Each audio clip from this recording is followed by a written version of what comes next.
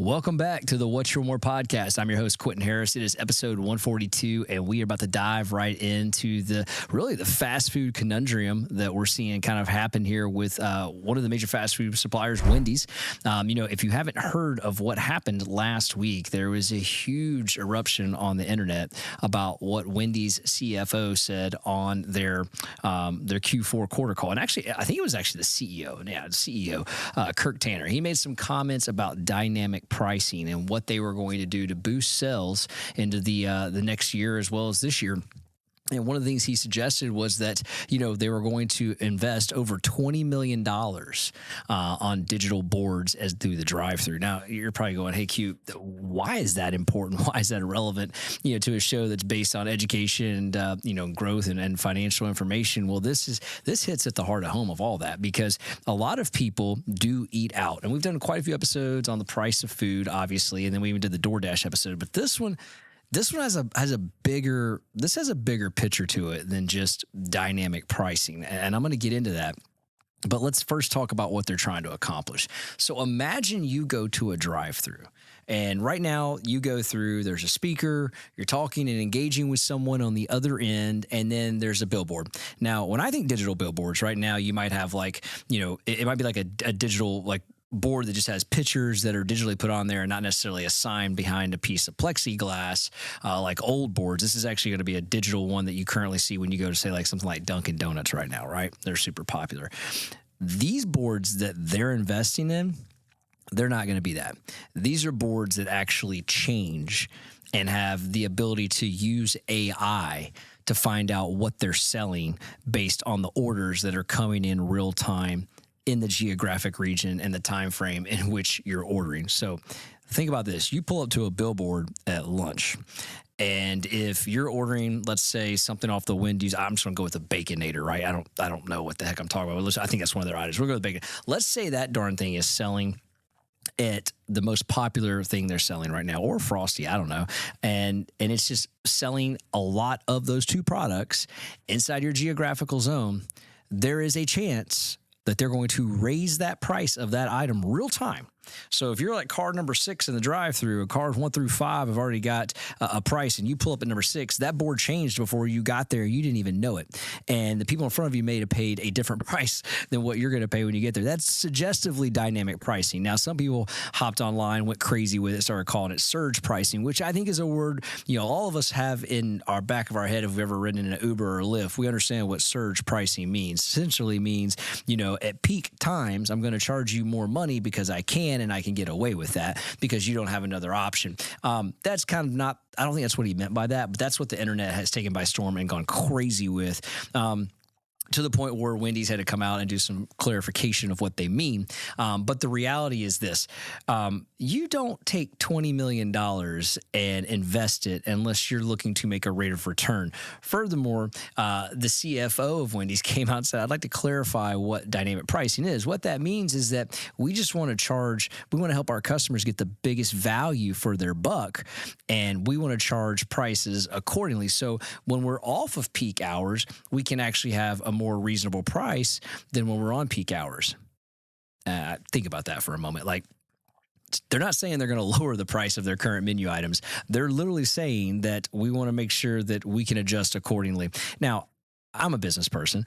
I'm not going to invest $20 million in something so I can make less money. I'm going to put $20 million into something because I'm on an earnings call with investors and shareholders, and I'm telling them how we're going to make more money. The whole premise of this is exactly what people on the internet were upset about. It is surge pricing. And this is just the start of something that could become much, much bigger than just Wendy's.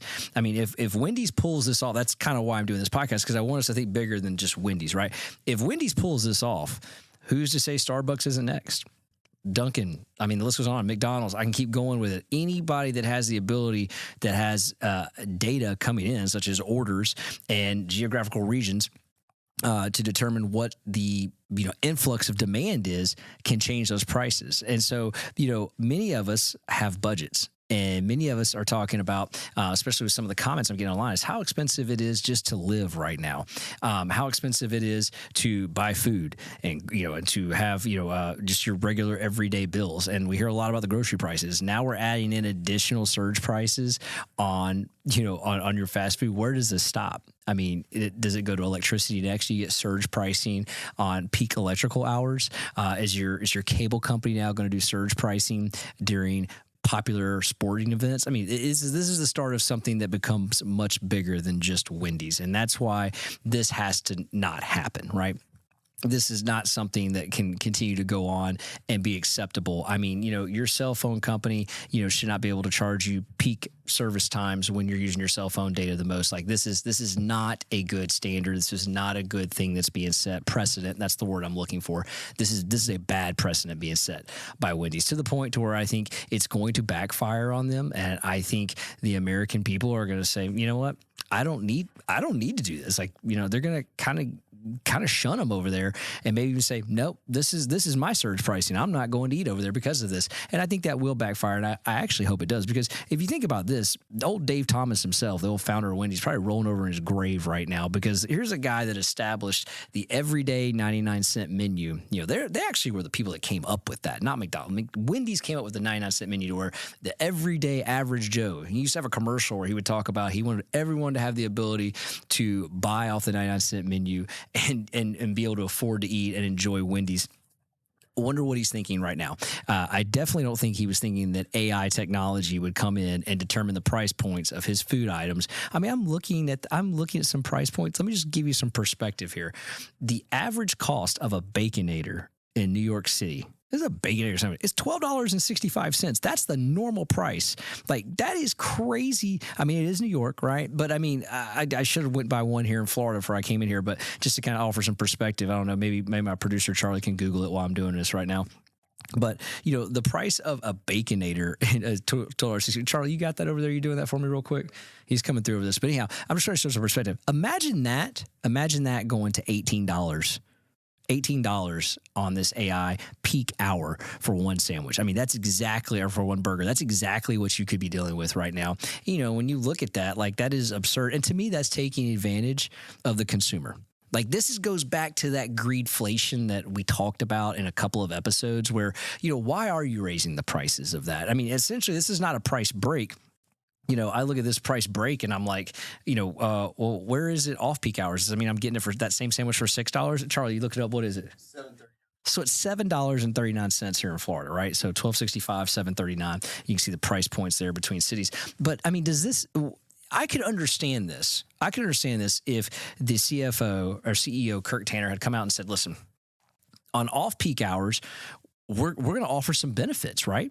We're going to offer some benefits. We're going to charge prices that are 50% less for items that we already have available, and we'll go ahead and we'll get them off of these, these little heat lamps, and we'll get them sold. You want to know why they're not doing that? Because this isn't about the consumer. You got to remember, this was a earnings call that he was on, and that call is for one thing and one thing only: earnings. It's not for the general consumer. It's not to help the consumer. It's to help the company. It's an earnings call. So when you get on there and you say, listen, we're going to invest $20 million in these new age digital boards that have AI technology in them that are going to be able to calculate how much is being ordered, when, where, and how, what the demand is, and we can up the price to make more money because the cost of the good didn't go up. We've already cooked it. We've already got it prepared. The workforce is already set in stone. And then you get called out for it to come back and go, oh, that's not what we meant by it. It's going to be more of a dynamic pricing to make a better experience for the customer and a better workplace for our employees. Oh, what? Like that? Nothing changed. I keep continue to go back. Nothing's changed. You mean to tell me putting in a digital board that has AI technology is going to make a better workplace for your team members? Like, dude, who are you kidding with that? Like, that is a poor way of saying, we're going to increase it so that we can make more profit. That's exactly what that was.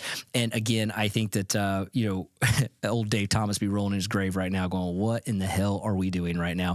And also, it would be different if Wendy said, we're also going to raise the price of our wages to our people at the stores by whatever the AI compensation, whatever the differential is, I could at least get behind that. At least someone is getting the earnings there besides the company. Because this is a situation where you hear people all the time talk about like the executives put caps on people. They can't make any more, and then all the top wants to make the money. And, you know, I tend to defend that a little bit. And then I see something like this and it's hard to defend. There's nothing to defend here. This is not a good plan. It's not a good idea. And again, I think this is just another opportunity at greedflation and another opportunity to really pull one over on the consumer because you can. And then you stand behind it as a better experience or a better user experience for the user. There's nothing about that. I mean, at all. So shame on you, Wendy's, first of all. Shame on the CEO. Hopefully you fix this and get this better. But I can tell you the minute this story was released, Wendy's got a lot less popular. And I can also tell you that if this does take place, and here's the thing, they're not doing it till the end of 2025. So the blow-up's happening now. They're catching a lot of rift. Let's see what their sales look like. Let's see if people kind of, boycott it, but turn their back on Wendy's a little bit. And let's see if they get the picture. But if all that doesn't happen, you can bet by 2025, these boards will be up. And the scary part is I don't think it'll just be Wendy's.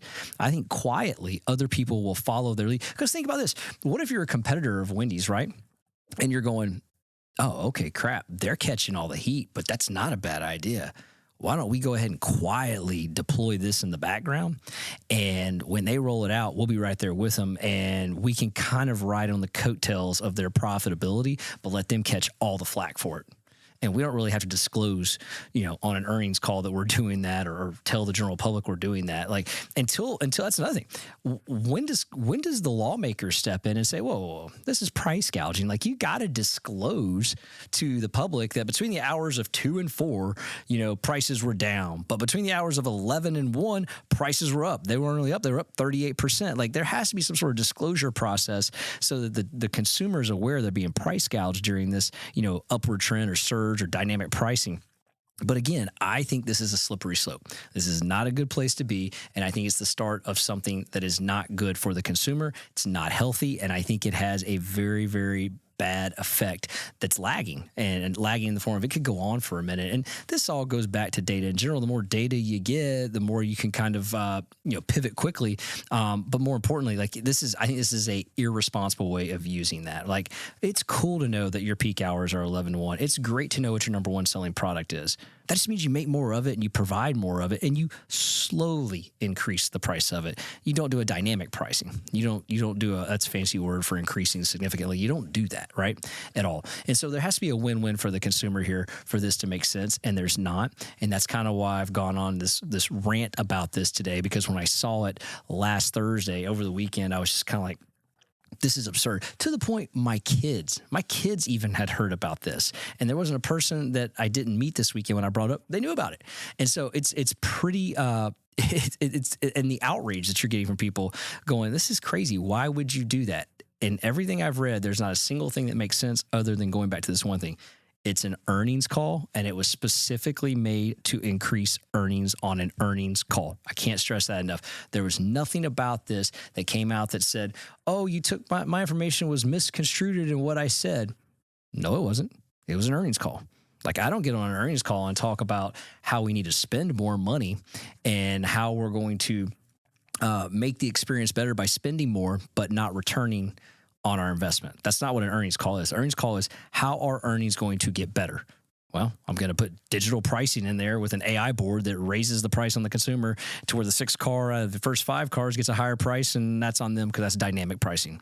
No, that's terrible. So with that, I hope that this doesn't go through. I continue to say that, but let's see what happens here. But at the end of the day, this was not a good deal. And again, there is a much more slippery slope that goes with this. This is not a price competitive thing. This is a raise the price, make more money thing. So guys, that was my rant for the day. If you like what you're hearing, 5-star review this podcast. Check us out on our YouTube channel at What's Your One More. We're on every platform you listen to.